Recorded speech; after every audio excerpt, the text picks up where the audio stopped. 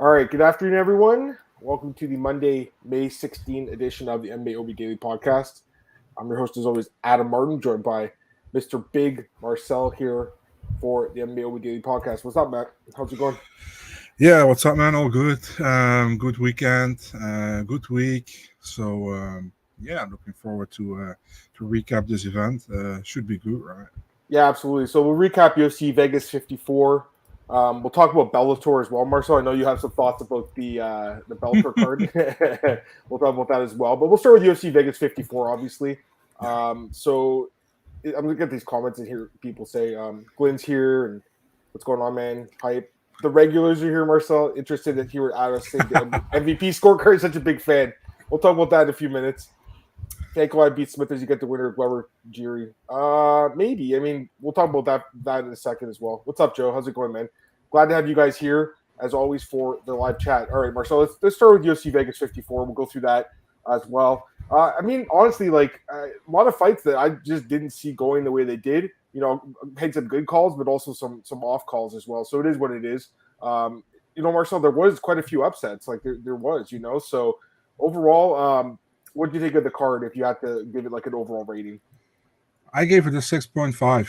So that's I think, and that has probably to do with a few fights, and also considering who got the bonuses, which I thought was absolutely disgraceful. But Right. yeah. Yeah, we'll talk about that in a second as well. Let's start with the main event, Marcel, and then we'll work our way down. So, obviously, upset in the main event. Jan Blachowicz defeats Aleksandar Rakic. So, last week we talked about this fight, and I was saying, like, you know, it seems like Rakic should win this fight, but I just don't want to underrate Jan. And like you said, Marcel, I don't think we did. At the same time, I thought he fought well, but at the same time, how do you ever account for an injury ending a fight, right? It's just one of those things, you know? I had the fight 1-1.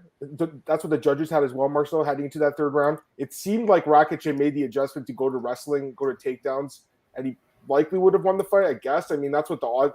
I know live odds said he was like a minus 700 favorite or something. So the odds makers thought that he was winning the fight during the fight. But at the same time, I thought it was a very competitive fight, Marcel, for me. So there's no guarantee he would have won the fight. At the same time, though, you know, it sucks that the fight ended like that. I just want to give me your thoughts on that before we talk about Blachowicz, but just your thoughts on the fight itself, how it played out, and then the injury ending it. Yeah, I think Rakic would have won the fight if it went to 5 rounds, but it's guessing, you know, you would never know for sure. Yeah. So if you look at the first round, I think Jan looked really good in the first round. The striking was on point, and I think he won the first round. It was a close round, but I think Jan deservedly won the first round. If you look at the second round, Rakic got them down after a kick. He caught a kick, and he got him down. Dude, Rakic has such a high fight IQ, dude. He knows where to take the fight to win a round, you know.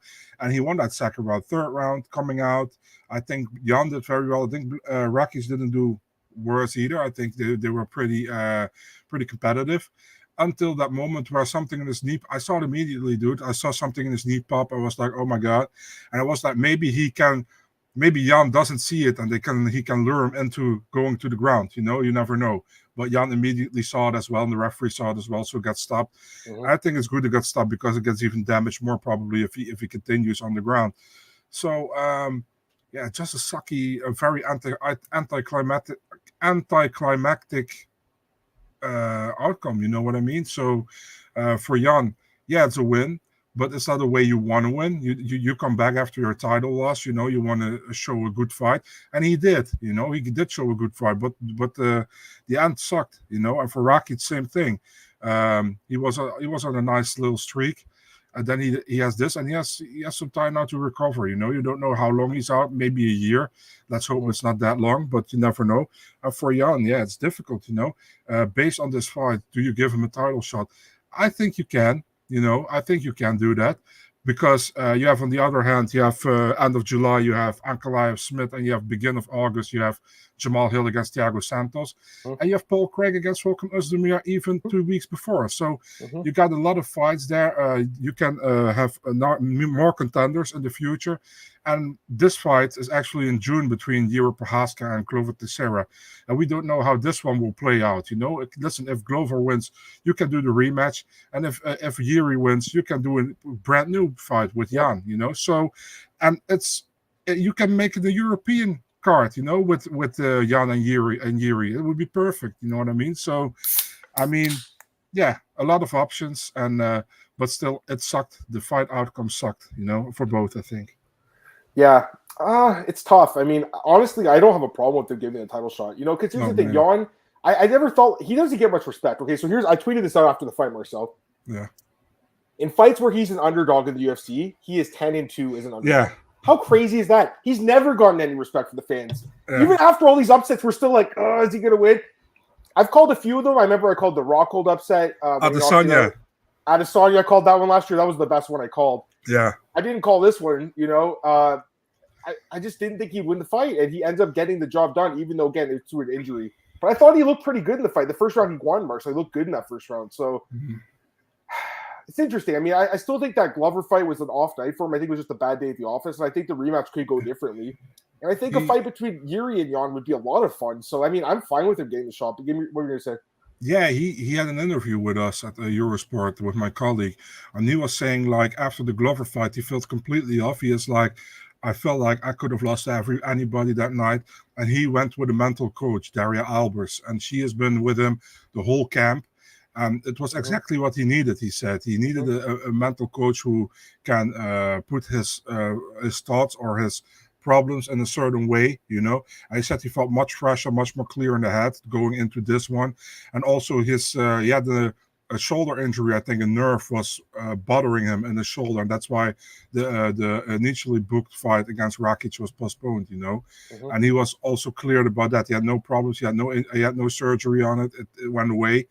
So yeah, he felt good coming into this fight. Perfect, he said, actually. So yeah, maybe there's something to it. We'll see in this next fight what happened, but there's maybe something to keep in mind. Yeah, this is a good question. I mean, he's having eye surgery today. That was a nasty eye injury. I don't know what happened, but it didn't look good during the media. Like, he was covering his eye, Marcel. Like, he must have been bothered by the water. Obviously, the first round that happened, I believe. Adam, yeah, for a guy, everything, eye and balls fucking suck. Yeah. And it sounds really weird, balls suck, but you don't want to have anything happen to your balls, and you don't want to have anything on your eyes, Yeah, it was brutal. No, I felt bad for him because that looked nasty. Jan winning is annoying. Wants a fresh beat at the top, but that's the game. I mean, I don't think it's a certain annoying. I know you're saying, though, you want to have like Ankalaev or one of these guys fight for the belt, but Jan he's still deserving contender. He's the number one contender right now still, Marcel. He's still ranked at the top of the division. So again, I don't have an issue with it. I guess having a fresh fight would be nice, but I don't have a problem with it if you got the rematch or a fresh fight with Yuri. But like you said, Marcel, there's so many fights there to come that they might just wait to see how these play out, right? Mm-hmm. We'll see how the Ankalaev-Smith fight plays out. I mean, if Smith wins, I don't think he'll get that shot. But if Ankalaev wins and he knocks out Smith, maybe he does. Mm-hmm. And then obviously you mentioned Jamal Hill. He's fighting Thiago Santos. And then I think Paul Craig's really being forgotten about. He submitted Jamal Hill not even a year ago. Not even a year ago. People are like, they're ranking Jamal above him. I don't agree with that. I got to be honest with you, Marcel. I know that I didn't pick him to win that fight, but he won the fight, and he's won a fight since then. I know Jamal's looked great. I just think that people are kind of underrating Paul Craig still, Well, what do you think? I have a bet with Gilbert Eiffel about the fight between Anthony Smith and Magomed Ankalaev.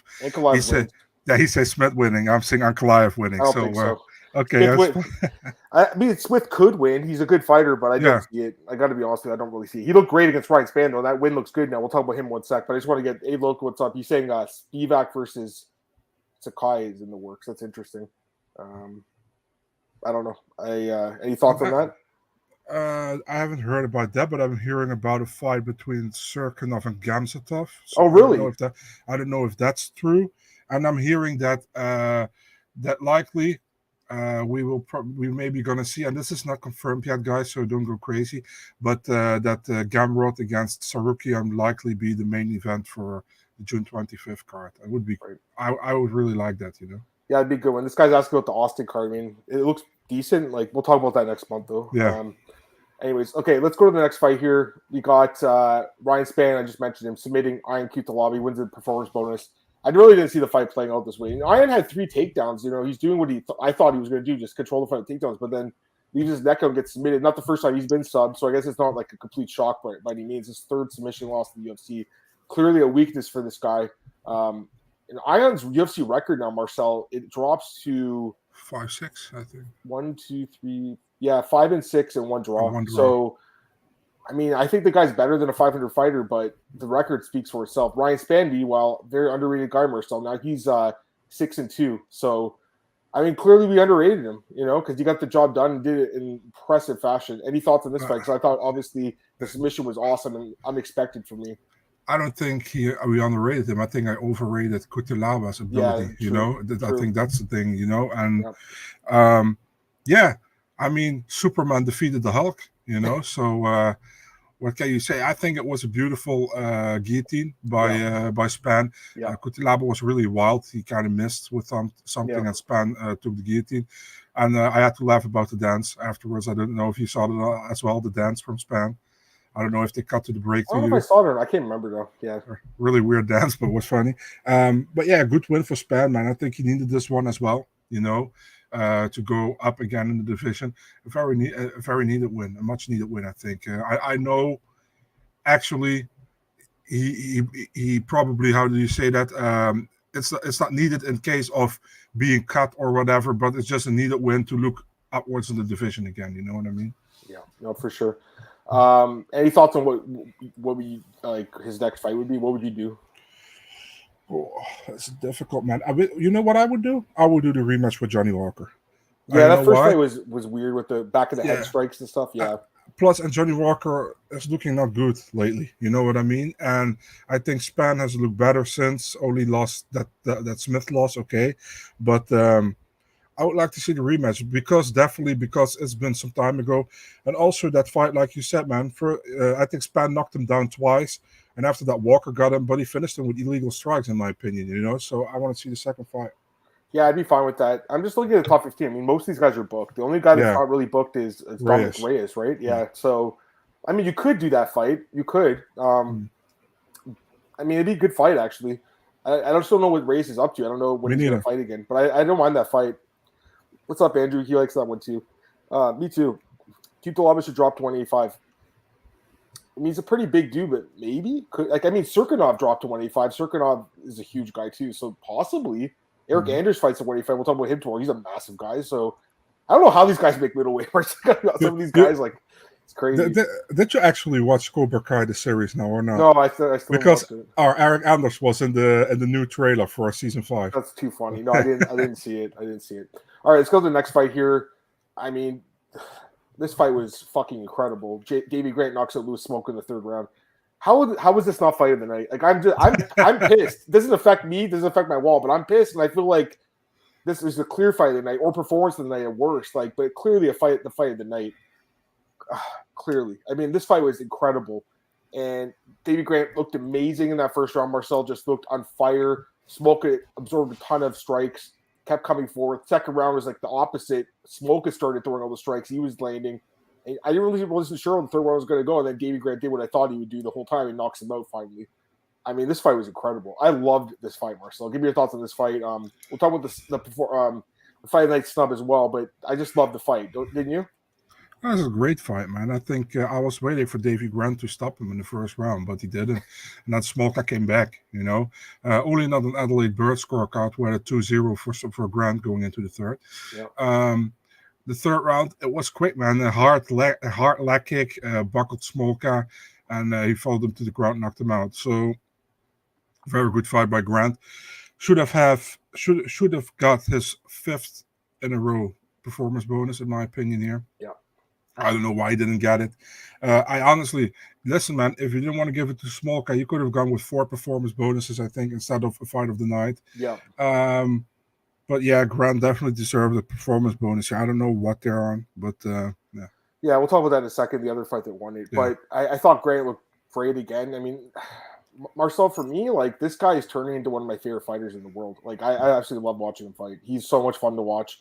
His 5 fights, the last 5 fights, the Day fight, Martinez, Vera, Yanez, and this Smolka fight, were all incredible fights. I know. And crazy fights. Getting dropped, coming back, dropping his opponent, and them coming back. It's just insane. So, Marcel, he's only 5-5 in the UFC. I think he might be the best 500 fighter in the UFC right now. He is so awesome.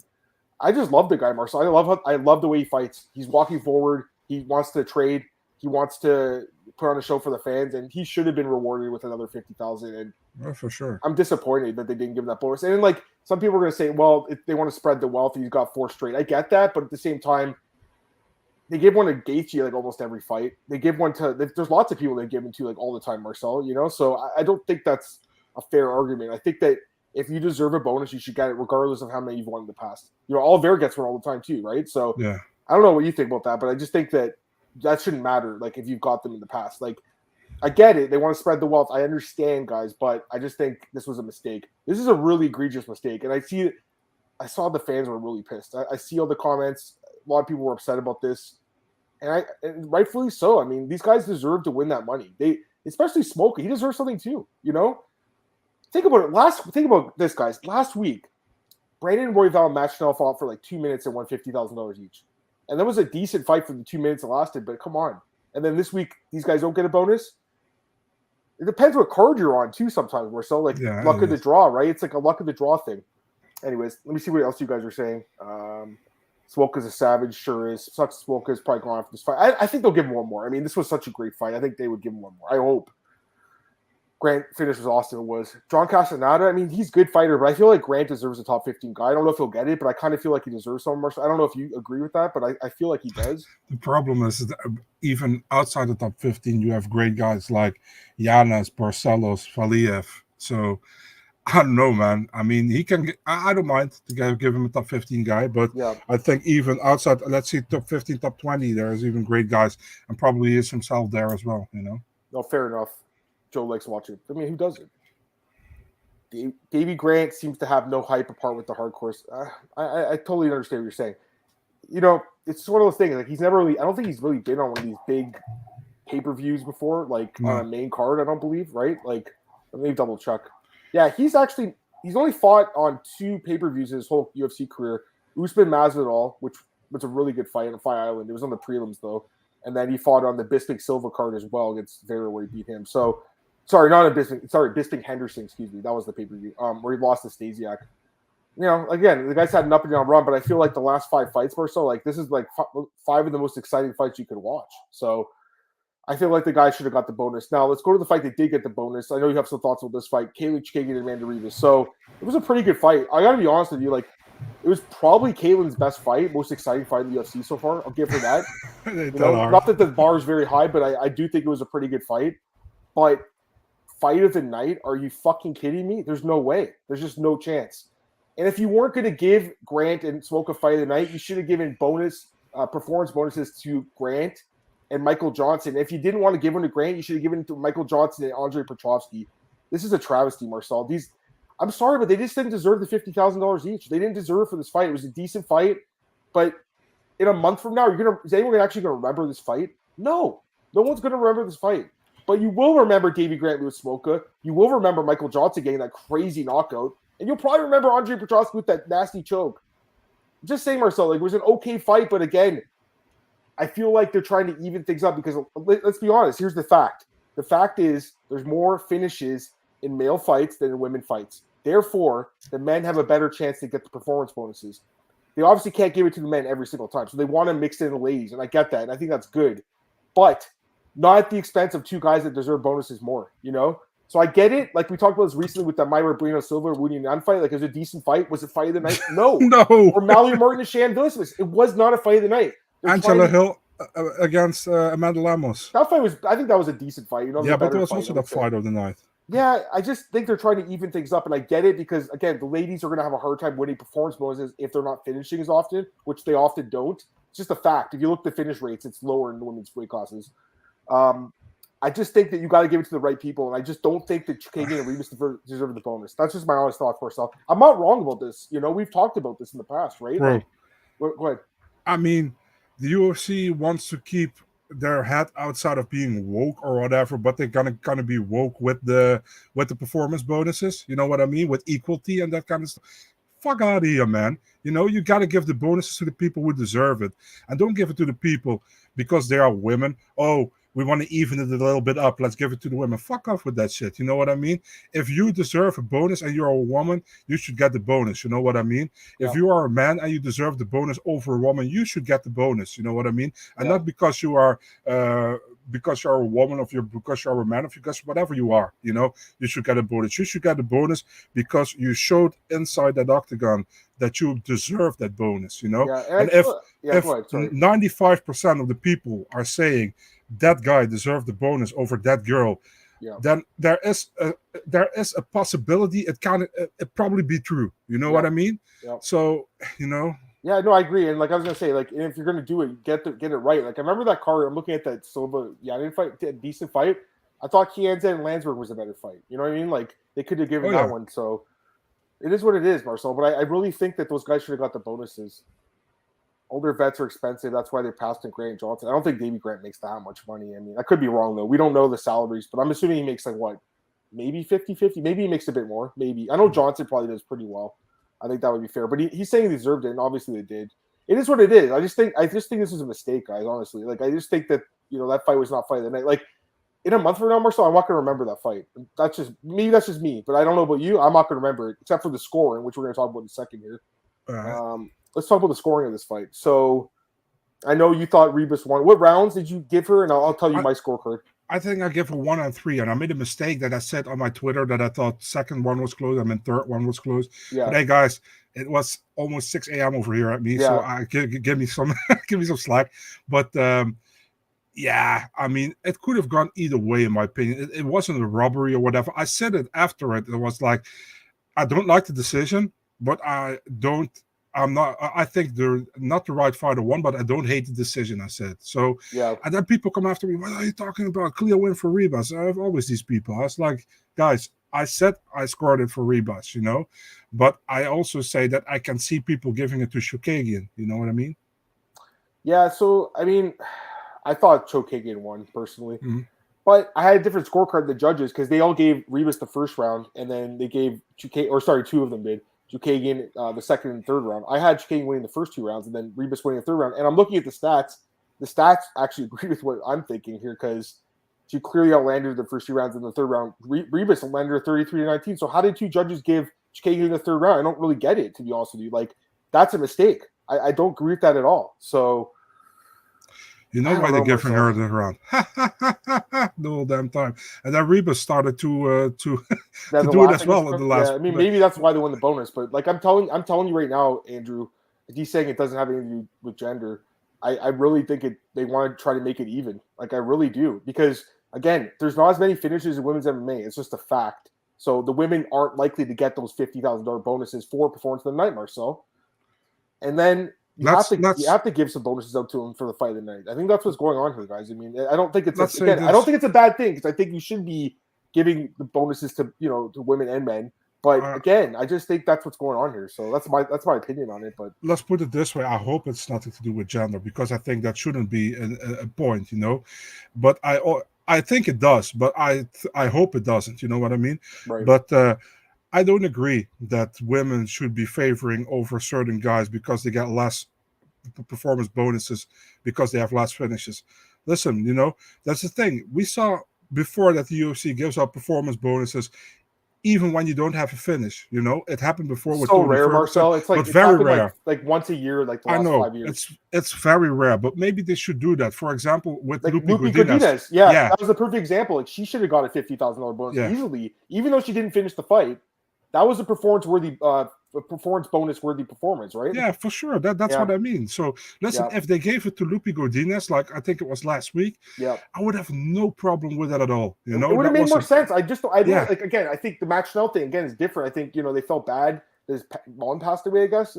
I just don't see how you can fight for 2 minutes and win $50,000. I don't really get that at all. Let's be honest, Adam. Match now, it's weird to say it because he lost his mom, but he was lucky with that bonus because he was lucky that Oliveira missed weight. Because if Oliveira didn't miss weight, there were 4 performance bonuses probably, and he wouldn't get any. Yeah, so but I think Lupi should have still got one instead of. Yeah, I agree. Saying, we talked about this last week, so it is what it is. It is what it is. I'm just saying, like, if they're not going to finish the fights as often, and it's just a fact if you look at the numbers historically. If they're not going to, then I think in a dominant 3-round showing, the 30-25 or 30-24 is what you had, Marcel. Yeah. I think that's fine to give that to them. So, anyways, I think we've spent enough time talking about this fight. But yeah, what's his name? Andrew has something about Ribas. Ribas is pretty good, man. I mean, she basically went toe-to-toe with the number one contender in the division, right? So, I think she'll stick at this weight class, right? She trains with American Top Team as well, right? Right. If she's in the US. So yeah. Rivas is a good fighter. There's no doubt about it. And I think she looked pretty good. But again, I think Chukagian looked pretty good in this fight too. 4 straight wins for Caitlin, by the way, Marcel. So she called out Manon Fiorot, I believe. I think that's the fight she wants. Yeah, the contracts are apparently already sent out for September 3rd in Paris. So, are you serious? Really? Yeah. Oh, the same night. No way, eh? That's awesome. Okay, well, I think that fight makes sense. What's up, Alex? How's it going, man? Alex, he's the one who asked her about that, if I'm not mistaken. He was there asking the fighters about their next fights. All right, let's go to the next fight here, Marcel. This was one I nailed. Manuel Torres knocks out Frank Camacho. This fight went exactly what I thought it would. Yeah. One of my better predictions of the card. Yeah, man, Frank Camacho doesn't move his head at all, Marcel. He relies on having an iron chin, basically. I mean, he's got a good chin. He's got a hard head. He took some bombs, Marcel, with those hooks in that first minute of the fight and kept walking forward. And like I talked about last week, I was like, there's no way this guy will lose unless he gasses out for not being able to finish. And I thought that was going to happen for a sec, Marcel. I was like, oh, man, this guy's not going to knock him out. He's going to gas out now. And then finally, he knocks him down. Herb Dean stops the fight, which I think it was a good stoppage. I don't know what you thought about the stoppage, but I'm totally fine with the stoppage. And, yeah, I think Manuel looked great. He gets the bonus. I have no problem with that. I mean, this guy makes $10,000 and $10,000, guys. He obviously needs the money. He deserves the bonus. There's no doubt about it. He deserved it anyways. Give me your thoughts on this guy. I like this kid. I think he's a fun guy to watch. What do you think? Yeah, I'm going to be a dick here. Does he deserve the bonus over Petrosky and over Michael Johnson? No. I'm not sure. No. Yeah. But I like it because, like you said, he's probably on 10-10 and is a beautiful knockout in the first round in your debut. Yeah. So I'm cool with that. You know what I mean? Yeah. It actually... It happened like we both expected, you know. If he lands on Camacho, he will probably knock him out. He did it. Yeah. Very good debut win for him.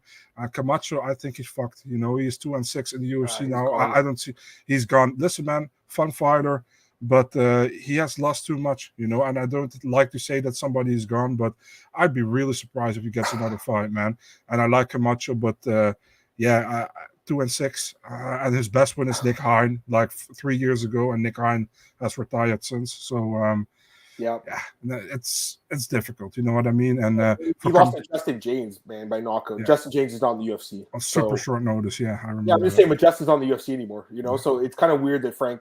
I mean, I think he deserved another chance, obviously, with everything he's gone through. But yeah, I understand. 3 straight losses. He's lost 5 of 6, Marcel.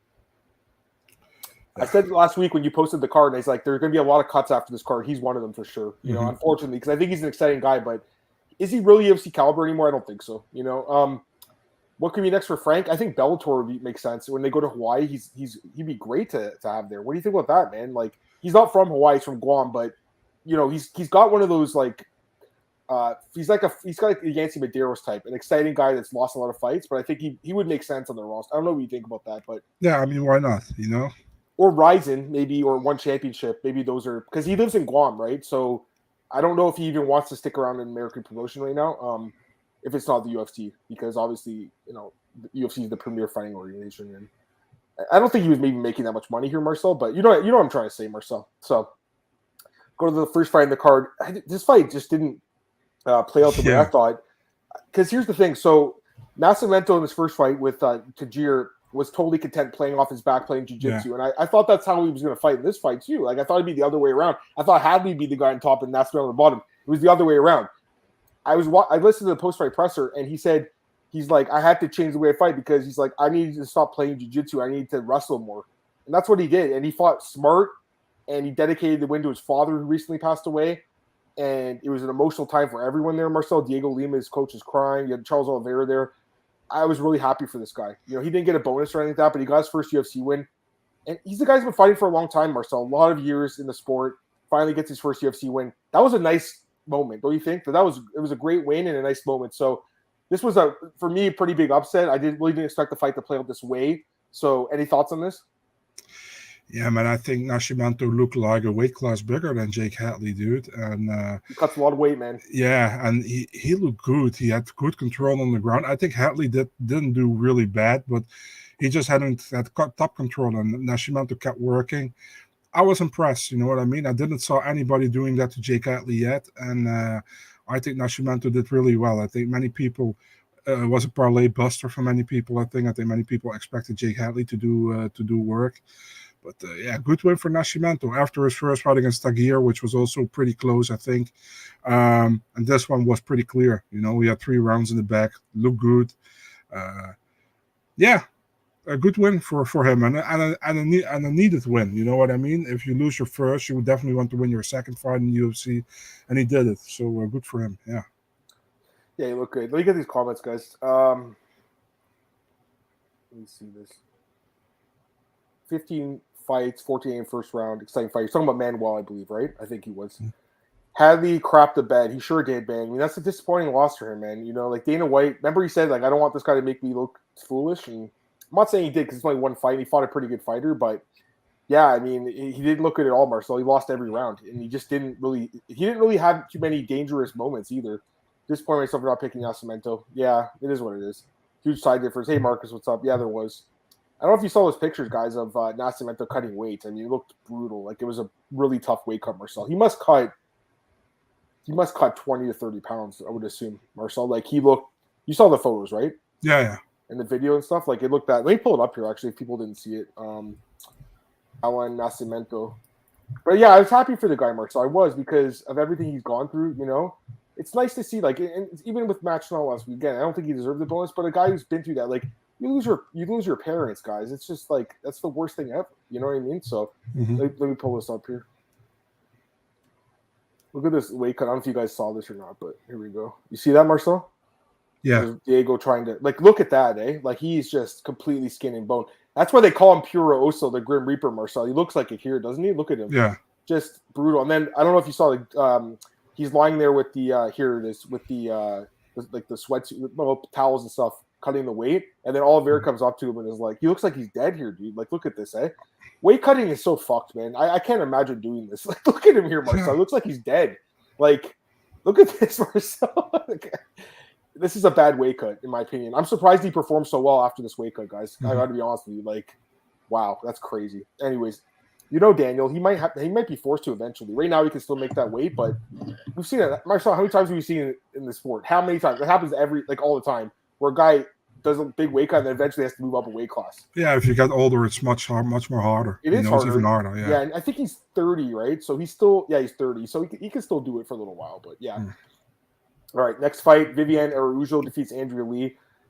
Yeah, I mean, listen, Lee won that first round with that head kick, and she could have won this fight, but just low fight IQ, Marcel, really low fight IQ by her. That second round, that takedown attempt was one of the worst takedown attempts I've ever seen in my life.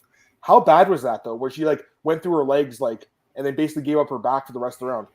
Can you believe that happened? I couldn't even believe that. Any thoughts about that? Yeah, I mean the first round. Let's start with the first round. She tagged Araújo with a punch. Yep. Araújo went down, and when she got up, she got a real high kick in her neck over it. She grabbed Lee so she could recover from it.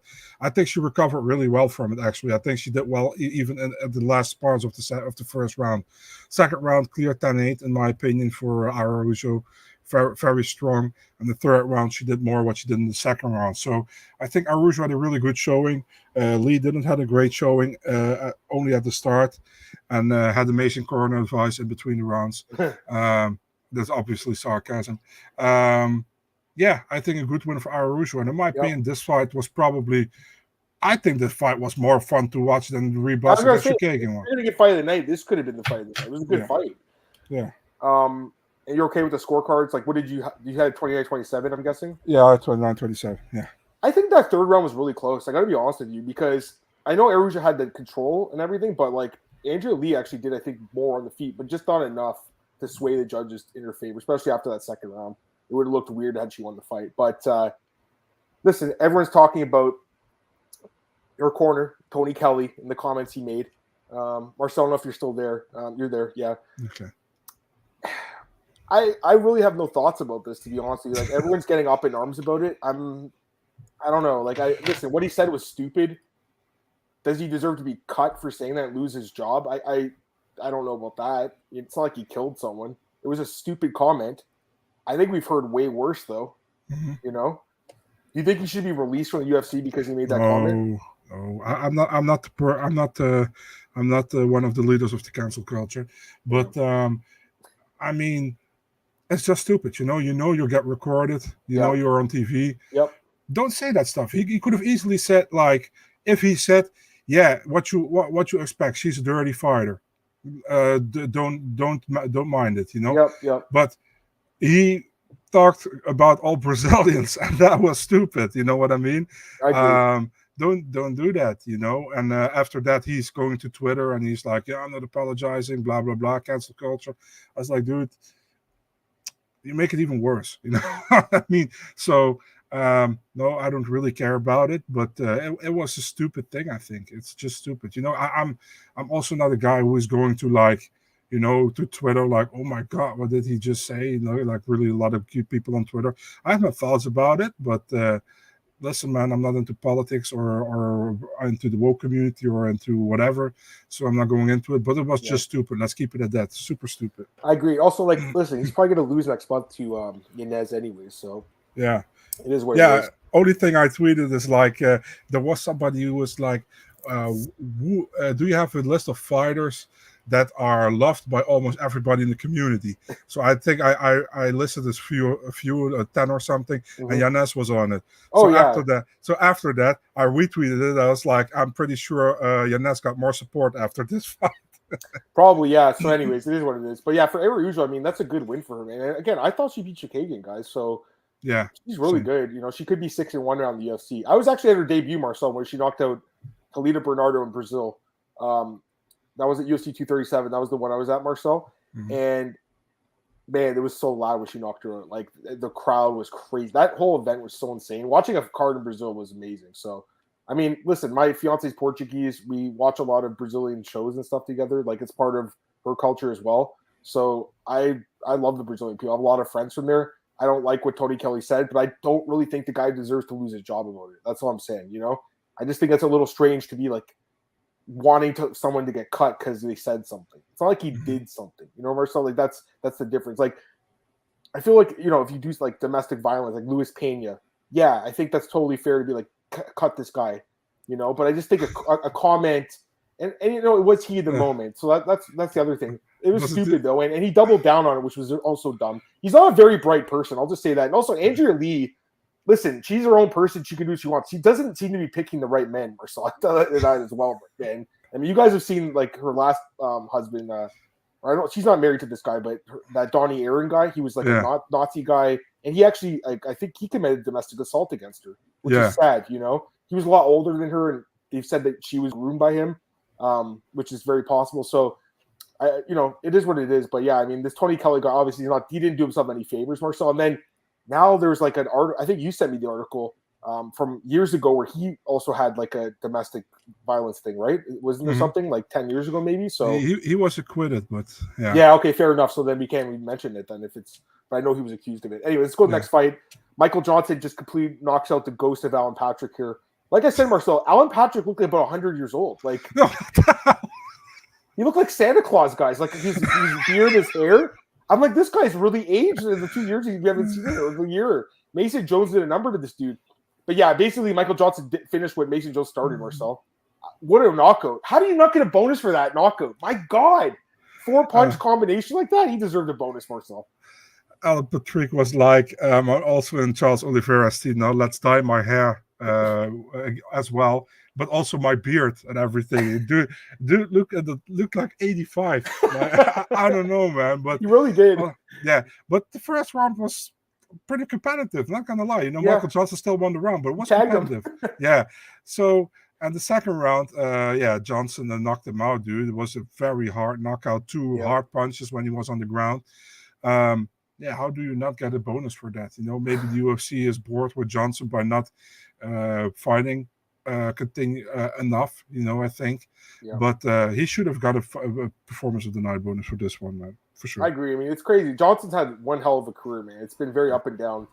But when he looks good, he looks really good. Marcel, and that knockout just showed you again the power he has. I still remember he knocked out Poirier. I still feel like that's one of the more random knockouts we've seen in the UFC, considering his career and how Poirier's went afterwards. But the guy's had some crazy knockouts. And Johnson. Go ahead. the weirdest career in the UFC, Yeah, probably, dude. And the guy with the most potential, but never really got to yeah. that potential, you know? He has a win over Ferguson, Yeah. Barboza, like Poirier, like you said. Poirier. So I don't know. It's just very strange. Okay. Next fight here, Vernon Jandiroba defeats Angelo Hill by decision. Yeah, I guess I was overthinking this fight, maybe Marcel, because initially I was thinking Verna could do like just hold her, like not hold her down, but basically make it a grappling match, and then I thought Angela's takedown defense. And honestly, Marcel, it looked like she was defending the takedowns pretty well in that second round, and then halfway through it, Verna got a takedown. Then after that, the fight just really did not go Angela's way, because I think that second round, Marcel, she was starting to light Verna up a little bit on the feet, and then you just saw Verna take it back to the ground, and then she got the win. So Verna, I know she made a call out, didn't she not, Marcel? She called Atisha Torres. That's the fight she called out. That's a good fight. I think it makes sense. And there's no one else in that top 10, I think, available right now. So that's the fight to make, right? Yeah. Also, I feel like it was a clear win for Verna, 30-27. Easily. Why do the commentary booth keep saying that it's a close fight? It was close to the second for half the round, and then it swayed completely in Jandiroba's favor. So yeah. Listen, it was 30-27. I would say it was a competitive 30-27. It wasn't like a blowout 30-27 like the judge who scored Gloopy and and Carnelossi. Yeah, that's not like, you know what I mean? That's the problem with the scoring sometimes. It's like you have this fight really wasn't that close. You know what I'm saying, Marcel? Like there's some fights where it's like you barely win the round and win 30-27. There's some fights where you win like by a huge margin. They still don't give you a 10-8. So anyways, some other people are Santa Claus, dude, he looked like it. I thought that in the weigh-ins. I said it to myself, like, why is Santa Claus here at the weigh-ins today? Like, this is kind of weird. Great to see Johnson get the win. What's up, Grateful, dude? I know, it really was, man. It was. I'd like to see a rematch between Tony Ferguson and Michael Johnson. Who would you have as betting favorite? That's actually interesting, Marcus. Listen, like, Tony's coming off a brutal knuckle loss. Tony is, according to Dana, supposed to take some time off now, but he seems like he wants to get back in there. Michael Johnson beat him the first time, which was a surprising win at the time, and Tony went on a long win streak after that. Johnson's not ranked though, and Tony's still ranked in the top 10. I think Tony would be favored to win the fight, but I'm not saying he would win that fight at all. I'm not saying he would win, but I think he would be favored just because of where he is in the rankings. You have any thoughts about that? You're muted. You're muted. What the hell? I would favor Ferguson probably in that against Michael Johnson, man. But I don't know, man. I don't know if he wants that fight. Johnson is not anywhere near the rankings. I think he won't take that fight. Yeah, no. I think if Tony's going to fight someone in the top 15, I think Dan Hooker would make sense. I don't even know why Dan's ranked anymore. I thought he dropped a weight class, and when you do that, you're supposed to be taken out of the rankings. That's what I thought, but that didn't happen. Johnson versus Herbert, loser leaves town. Both those guys are exciting. I would be a good fight. I actually wouldn't mind that fight at all. What's next for Angela Hill? She's lost 4 of 5, but the UFC loves her. She's obviously she's lost 5 of 6 actually. Excuse me. But again, I think she did beat Lemos, and I think a lot of us thought that. So she's so competitive in a lot of these fights. I think she'll get one more, Marcel, but she absolutely needs to win that fight. Is Ashley Yoder still on the roster or no? Because she that's her only win in the last 6. So right. So is she still on the roster though? I think she is. Yeah. Yeah, and she also has a win over. It's crazy. Like Luma's probably her best win at this point. Or Marina Moroz. Yeah, that's the thing. Angela still has got wins over fighters in the roster right now, so I think she'll get one more. She'll get one more. Is Vanessa Demopoulos? That would be an interesting fight. Yeah, I don't know if she is, but I think that'd be. Actually, I think she was matched though. Let me double check. Demopoulos, the stripper. She's so funny with her stripper pole. She's like, I can't remember who. Oh, Lupi Codidas was training with her. She said she was teaching her some moves on the pole. I thought that was kind of funny. She's fighting Jinyu Frey, another fighter in that same kind of like bottom. Maybe the winner of that one, or the loser. The loser too, Marcel, for Angela Hill. You could do that. All right, let's go to the next fight here. Oh, sorry, there's a couple comments, guys. Got to give credit to Jane Robin Hill. It was a clear win for Vernon. Hill showed improvements. Yeah, I think a lot of people thought she'd get subbed, right? So a lot of people saying Don buys because Hill is a quality on the desk. Yeah, I mean, not just that, but they trained together at Alliance MMA. They've been training together for years, right? So they're good friends. I do think there's some bias there. And I think, listen, we're going to see that in the sport because if you guys are training with each other, or girls in this case, this is natural to be biased for someone that you like. It's your friend. It's just natural. To be really honest, if I'm training with somebody, I wouldn't give commentary. That's the thing. You either refrain from doing it, or you say straight up, "Hey, I'm a teammate, so I'm just giving that out there." You have to be like reveal that, So full disclosure. All right, next fight. Tetsuya Taira defeats Carlos Candelario. I mean, this was a really good fight. This was a really good fight too, Marcel. I mean, this was an interesting fight. Taira looked great. What were you gonna say? dude looked like shit on the way in the He weigh-ins. did. Candelario. So I actually think he did very well in the fight. I'm So, surprised he survived the 3 rounds. yeah. I'm really surprised. Like, I did pick Kyber by decision, so I actually had a really good pick, and that was plus 250. I should have put that as one of my best bets because that's what I thought would happen here. But I mean, I'm surprised the way the fight played out. I'm just shocked almost that he didn't get finished because he got knocked down. He was dominating the ground. Carlos did have some nice reversals. He got on top a few times. He's a pretty good fighter, Mark. He had 3 reversals in this fight. That's pretty good, But I like Tyra, man. He's only 22. Great performance for someone. And then after the fight, guys, fucking reads a letter. The guy fucking wrote a letter. Like, how do you not love that, Marcel? They're like, Yeah. oh, he's got a message to say. And then he starts talking in English, and his English is really good. I really like this kid, Marcel. I think he's going to go far in the sport. I think he's going to fight for the belt one day. I'm not saying like this year or next year, but he's only 22, and this flyweight division is going to be around for a while. He's 100% going to fight for the belt one day. I'm going to say that right now. Any thoughts? Yeah, go ahead. You know what? Bisping was interviewing him, and he was like, "Thank you, I'm so happy," And then Bisping went to the interpreter with the microphone. He didn't. He thought he said something in Japanese instead. That's super funny. So I also had to laugh when Dominic Cruz was like, "That he speaks pretty decent English. I understand him better than I do Bisping." So that was pretty funny. That was actually pretty jokes. Yeah.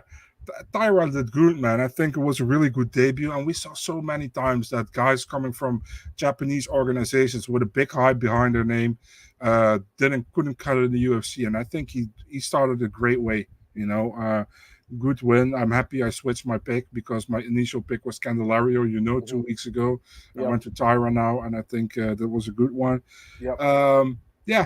Good win, and I was happy to see a new guy in the UFC and flyweight, and somebody we can have a lot of pleasure watching in the future, I think. Yeah, he's good. Who'd you match him up with next? You thought about that?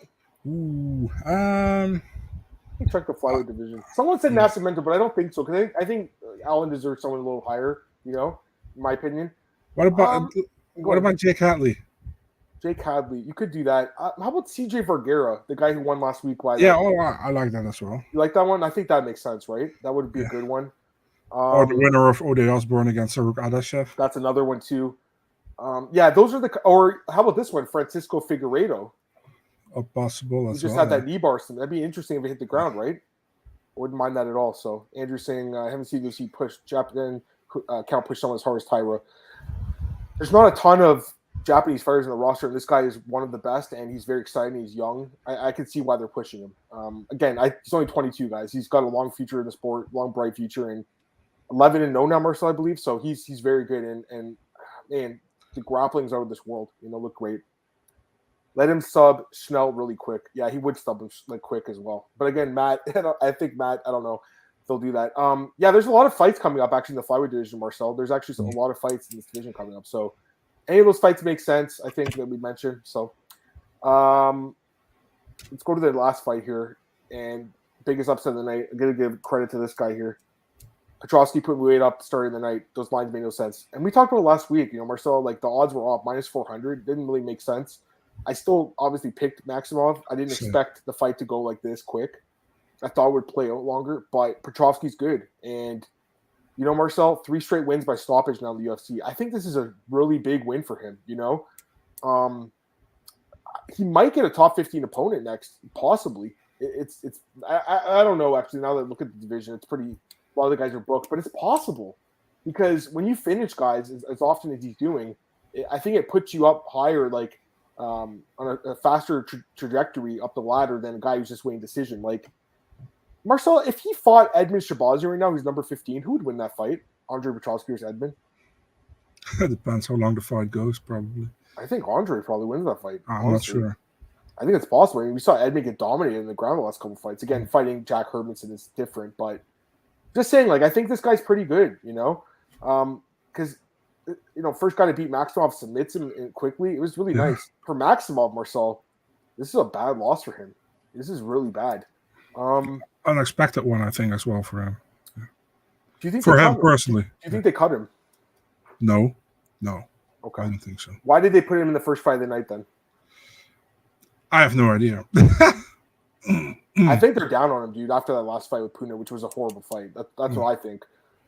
He got the win and everything, but it was just not an exciting fight. He looked like – we'll talk about Logan Storley in a few minutes here. But, yeah, I don't know. Like, I guess they'll give him one more, but it doesn't seem like they're very high on him now. I mean, the fact he went from co-main to opening up the curtain jerker of the night, Marcel, that is not exactly a good sign. I'll tell you that right now. And I think it does show that the matchmakers are down on him right now. But, of course, it could play out with the Nate Diaz thing because I know Nate was at the PI. He pissed on the PI last week. Marcel, you saw that. I saw that.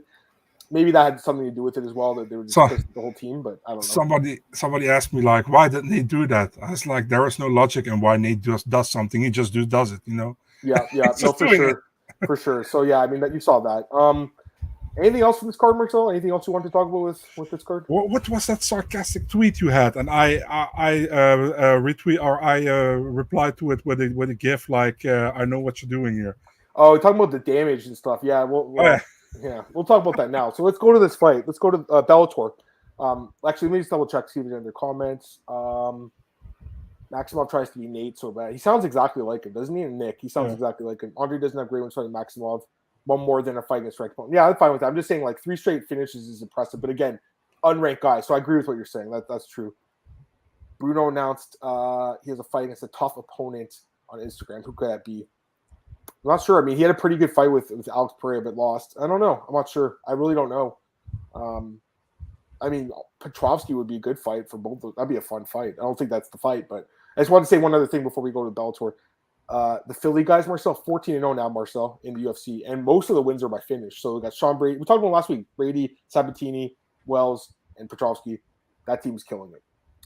Anything else you want to talk about from UFC Vegas 44 before we wave it goodbye forever, Marcel? No, that's it. We're good for it? Okay. All right, guys. Let's go to Bellator 281. Okay. So we'll recap this card.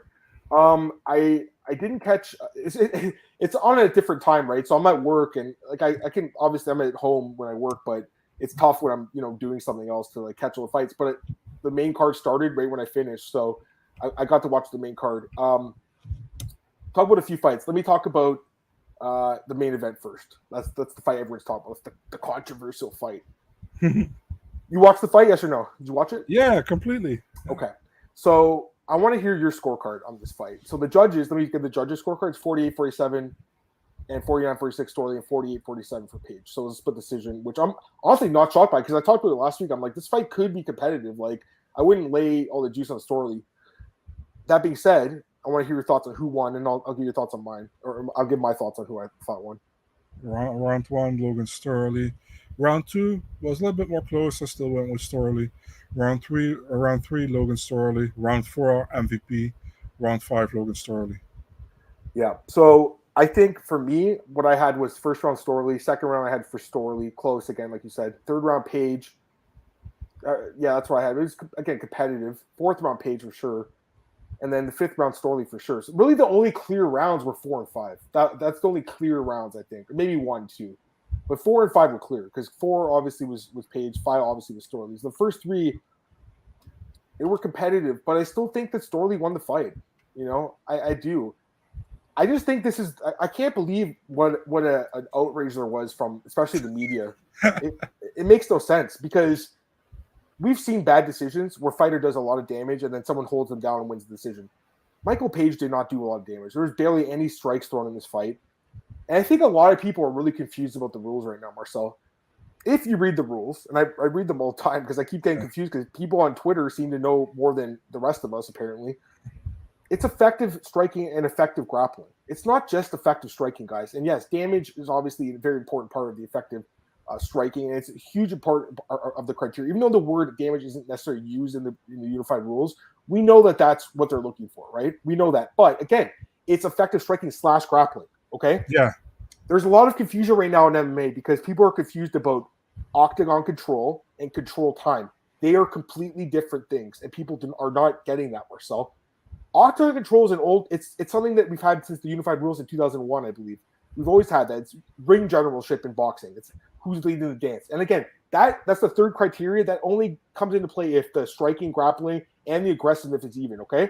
Control time is a new stat that came when the stats were created. And control time is when you either are pushing someone against the fence or you're on top of them on the ground. It's a different stat. Yes, that could lead to you winning the octagon control because you're controlling when the fight's taking place, but it's a different thing. And people are confused about this, Marcel. And I'm very surprised people are confused about that because Brendan Fitzgerald, who obviously is the commentator for the UFC, said there was confusion between him and Dominic Cruz in one of the fights. He's like, well, control time is only the third thing. And Dominic's like, no, you're wrong. I think Dom's right because it's not control time, octagon control. It's a different thing, okay? That being said, look at the definitions. They're completely different definitions if you look at it, Marcel, okay? So people are a little confused about that. But the other thing is, in this particular fight, I just don't think MVP did enough to win, you know? And I don't understand why there's like media educating other media and the fans and acting like they're real judges and scolding the fans for scoring the fight for Storley or scolding the media. It makes no sense. Why do you care what the fans and the media think? They're not the ones judging the fight. You want to scold someone, go scold the actual judges then. Go bring their names up and do that instead, Marcel. It makes no sense to be like trying to be all high and mighty and being like, oh, I know more about the rules than you guys. It doesn't make sense, Marcel. Because at the end of the day, me and you, our scores don't mean shit. They don't mean fucking anything. Your guys' scores in the chat don't mean jack shit either. There's only 3 people that scores matter, the 3 people outside the cage. You have a problem with the scoring? Go after them and say these guys don't know what they're doing. Why tell the fans, hey, you guys don't know you don't know how to score a fight. You don't know what you're talking about. We see this a lot now, Marcel. I'm just surprised that this was the fight that people are like really putting their flag in the ground saying this is damage over control like all day. There just wasn't not much damage inflicted in this fight. I just think it's the wrong fight to be upset about the rules with and the scoring criteria. I don't know. Give me your thoughts on this, Marcel. It just didn't make any sense to me with the uproar words. I didn't get it at all. It kind of pisses me off that this is always probably the thing when, and I got a lot of flack for this saying this, English fighters are fighting, you know? I see a lot of people from the UK coming out like 50-45 MVP, fucking media members, you know? I was like, you guys are just biased. You know, you're just biased and shouldn't score a fight if you're biased, you know. I don't give a fuck if Storley wins or MVP. You know, I'm just giving my scorecard. Yeah, you know? Same. So the thing is, also, there are 2 or 3 guys, I'm not going to say any names, they act like they're the authority of judging, you know. Fuck out of here, you know. Yeah. And you guys know exactly what I'm talking about.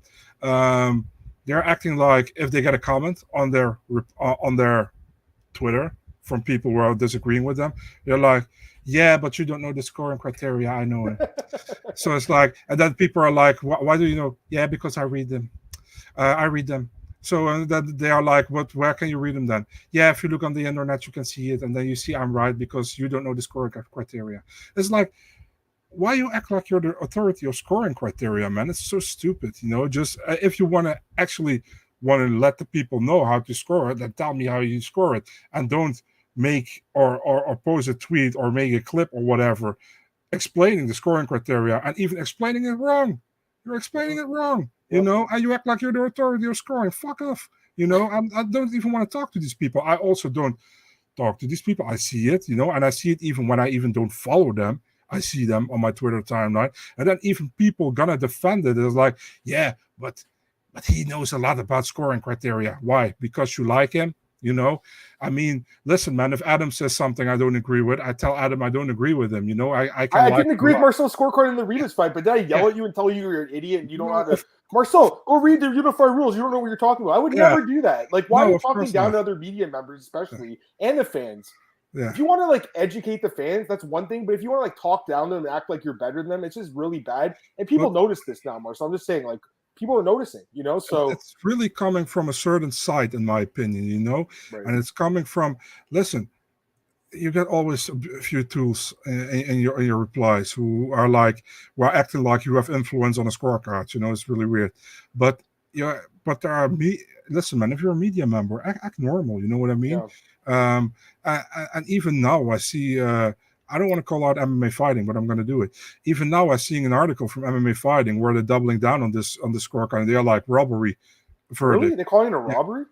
Verdict robbery. You can check on an article on their website. Okay. Oh, I see it now. Alex's article. Yeah. He does these. So yeah, and I love Alex. Alex is great, you know. So it's not a personal thing against him, but I mean, and he can have an opinion. He can think it's a robbery. I don't mind, But and he also is not the guy who going after people on Twitter, So nothing against the guy. I actually like him, but Yeah, there are guys on Twitter, media members, who are going after people because they don't have the same scorecard as they have, yeah, And the thing is, for me, again, if a Dutch fighter fights in the UFC, and we only have one left, but if a Dutch fighter fights wherever, I'm not biased in my scorecard, you know what I mean? And I feel like if you're from the UK, if they're from Ireland, and I'm gonna say it, they are biased with their scorecard 9 out of 10 times. I see it on their scorecard. If somebody from their country is fighting, other people have a 29-28, they have a 30-26. You know what I mean? So it's just annoying to me. And in my opinion, if you can be not biased in scoring your scorecard, don't put in your scorecard. That's the thing. I have maybe one or two fighters where I'm very good friends with.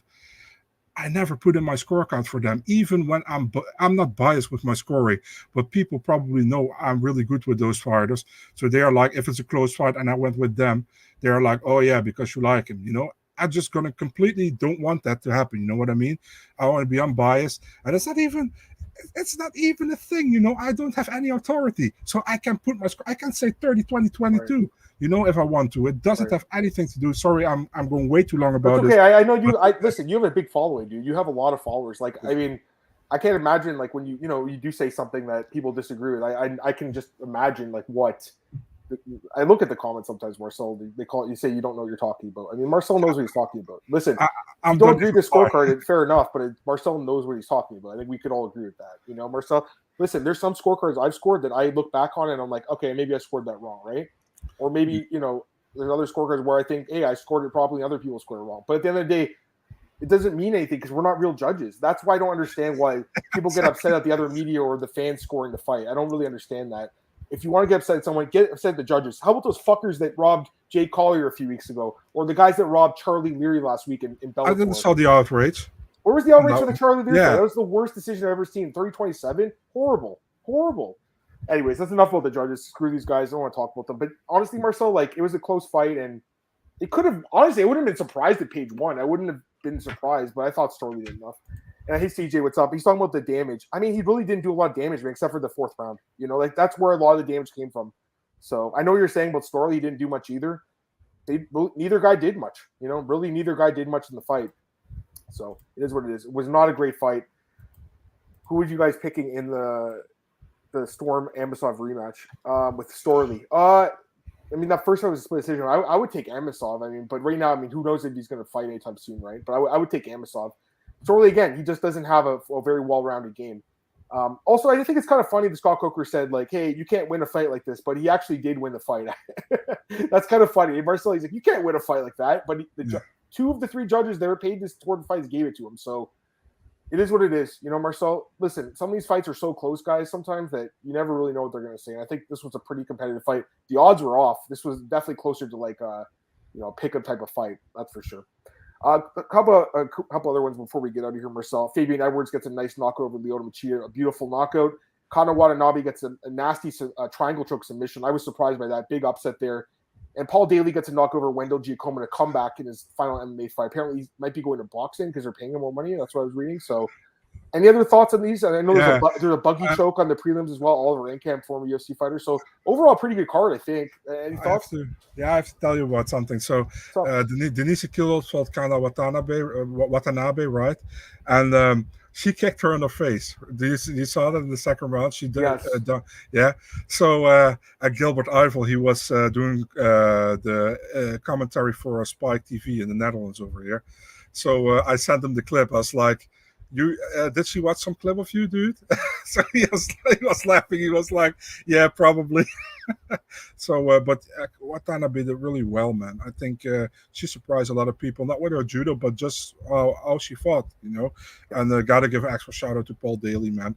Didn't look good for him early in the fight, but he came up and he knocked him clean out. Beautiful farewell. Yeah, absolutely. I just saw on Twitter Bill Algio's fighting Billy Quarantillo. I've seen as well. Yeah, just asking Billy if it's true. Oh, awesome. Okay, so that's a pretty fun fight. Algio's a pretty fun fighter, and Billy Q's obviously a great fighter. I mean, that fight with Shane Burgos was awesome. Anything else with Bellator you wanted to mention before we get out of here? I saw some comments here. Some people were asking about Cheetah. What's next for him? 4 straight losses. He's 43 years old. This is a brutal knockout loss. Don't let him fight up and comers, man. You know. Pardon? Don't let him fight up and comers. Yeah, guys. I mean, Fabian Edwards is a good fighter. I wouldn't even call him an up and comer. He's just a good quality fighter. I know, but don't let him fight those kind of guys. I think Fabian Edwards is still not top level guy. Who could be able to fight then in Bellator? Like, who's available? Like, who did Romero just beat? That Polizzi guy? I mean, why would he fight him? He's an up and comer. It doesn't really make any sense. Let me look at the Bellator fighters quickly. Maybe he should just retire. Indeed. I don't know. Yeah, 4 straight losses. This was a bad one. This reminded me of the Shogun one, Marcel, where he just went out cold. You know. Yeah. By the way, the referee Jaron Villel, he's a shit ref. He's had a lot of bad stoppages. The stoppage was 2 or 3 punches too late. He could have saved Cheetah from going unconscious, Marcel. He could have if you got him a little faster. You saw him with the Grand Theft Auto haircut. I saw the haircut. I don't understand why. Whatever. I mean, that's his hair. I'm not going to say anything. Yeah, no disrespect, man. But... Yeah, I mean, I can't say anything about someone's hair. I mean, like that's the whole thing. I just don't think he's a very good ref. He's actually a Canadian guy. He's from Canada.